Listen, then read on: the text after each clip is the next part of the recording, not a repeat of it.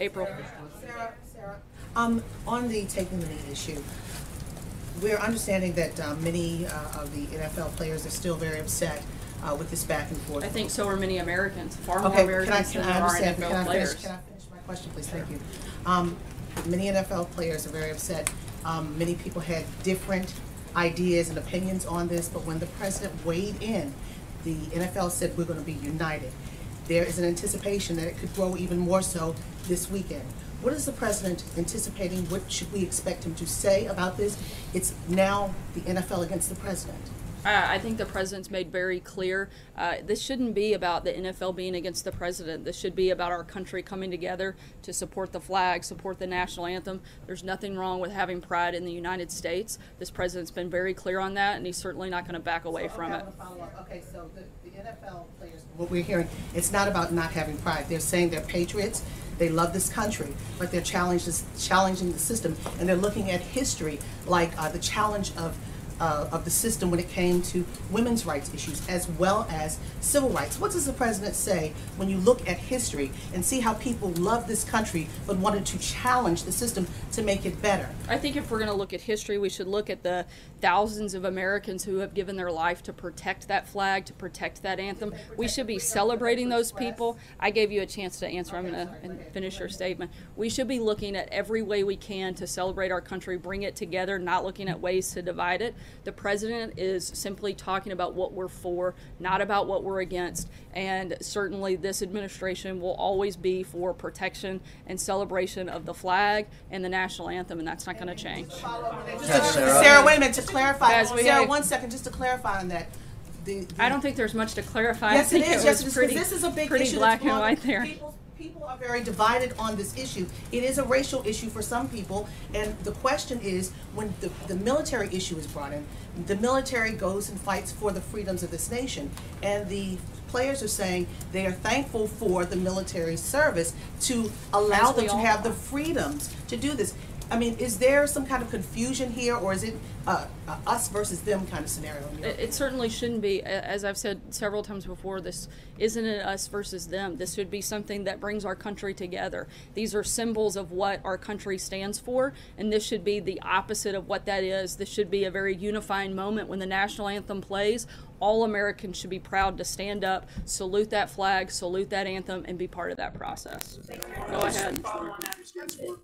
Said he believes NFL team owners are afraid of their players. What do you mean by that? Probably the backlash of the players and the stance that they're making, you know, and not wanting to create that conflict within their team. President is here to lead the country. He feels very strongly about this, as do most Americans, because they certainly agree with him, as we've seen not just in the public support, but also in public polling on that very specific issue. Sure. Does Secretary Price expect to keep his job in this administration? I think the president's addressed this yesterday. We're going through this process. We're going to conduct a full review, and we'll see what happens. Sarah, two questions. One, I know you said the White House doesn't approve charter flights ahead of time, but generally speaking, given the focus of the president on cost saving, like you said, he wanted not just drain the swamp, but he wanted people to spend money in more responsible ways. Is there a policy of the administration for government employees and cabinet members to try to fly commercial? Do they have any guidance? Were they given any guidance as to how they should be traveling?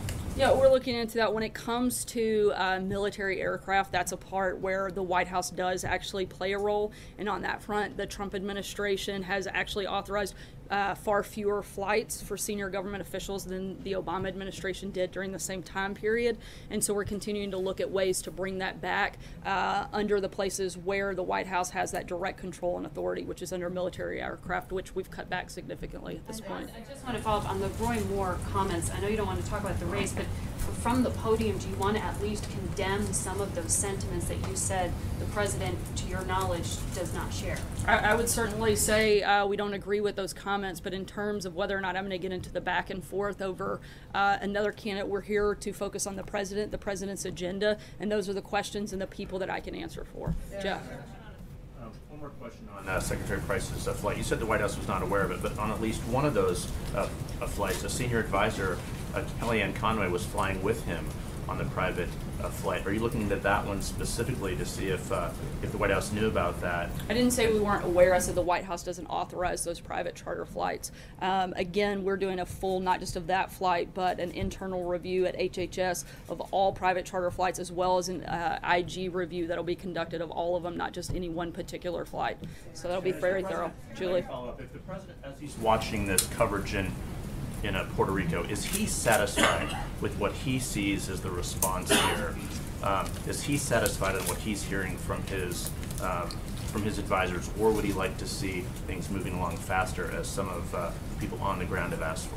The president wants to continue to do everything we can to protect the safety and security of the people, both at the U.S. Virgin Islands and Puerto Rico. We're continuing to do that, as Tom spoke very in depth about that process and what it looks like. That's our focus. That's what we're going to be continuing to do. People first, paperwork second. The president has empowered all of his agencies to go forward with that mindset, and that's what we're going to continue to do. Julie?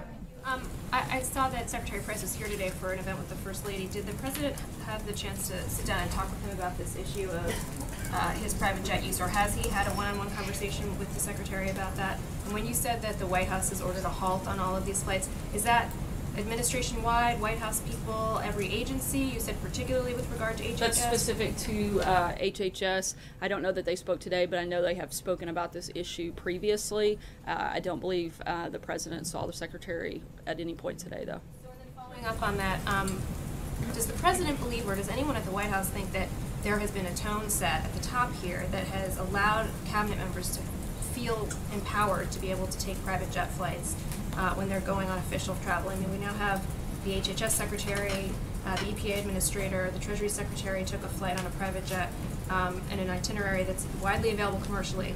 Is there something that the president has said or done to set this tone that this is okay? And what is not at all? And I think the president's been clear about what his position is by stating very clearly that he is not thrilled with the airplane use at this point. Catherine? Two things. One, I just want to make sure I understand the extent of the review process here into Price and others. You said there's an IG review, there's an HHS review. Is there a White House component? And is Price being looked at, or is anyone who's been accused of? And for HHS specifically, they're conducting an internal review as well as an IG review. The White House is looking at more of an overall, not specific to that department, because there's already 2 reviews taking place there. Okay, also, Sarah, the president said that he would donate personal funds, I think $1 million, to Harvey relief. Is he making any kind of personal donation to Puerto Rico? I haven't talked to him specifically about that, but he didn't make a donation to Harvey Relief. He made a donation to relief organizations, the Red Cross and many others that are part of all of the hurricanes that we've experienced over the last several weeks. And so those organizations aren't limited to a specific, nor those donations, a specific storm, but they go to those organizations that are helping aggressively and intensely in the recovery efforts in the U.S. Virgin Islands and Puerto Rico as well. Obviously, the president didn't support Roy Moore in the primary, but he's moved to kind of warmly embrace him since then. But I guess what I'm wondering is, Judge Moore has made a series of controversial comments saying homosexual conduct should be illegal, equating being gay to bestiality, saying that a lawmaker who's Muslim shouldn't be allowed to serve.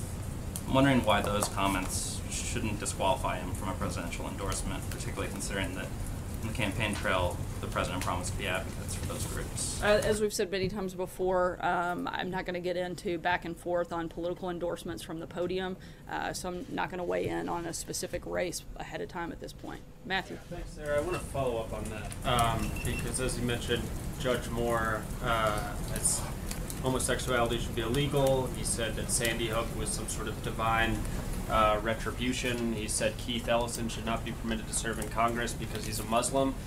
So without asking about the specifics of the race, does President Trump share any of those views that I just mentioned?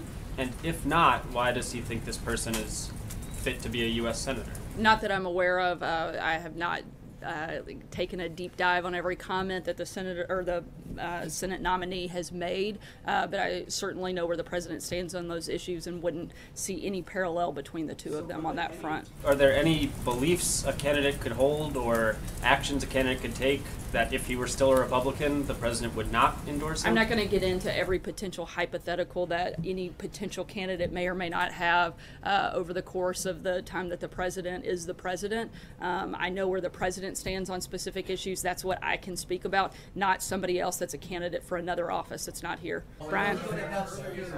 Cochran and the health We'll care make this the vote. last question.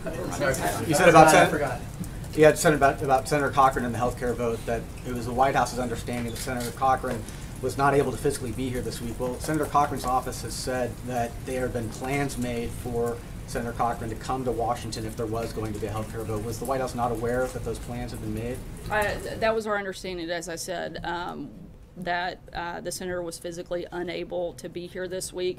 We're certainly glad that wasn't the case. Thanks so much, guys. We'll be in the office the rest of the day and happy to answer the rest of your questions. Sarah, will you go to the Hefner Street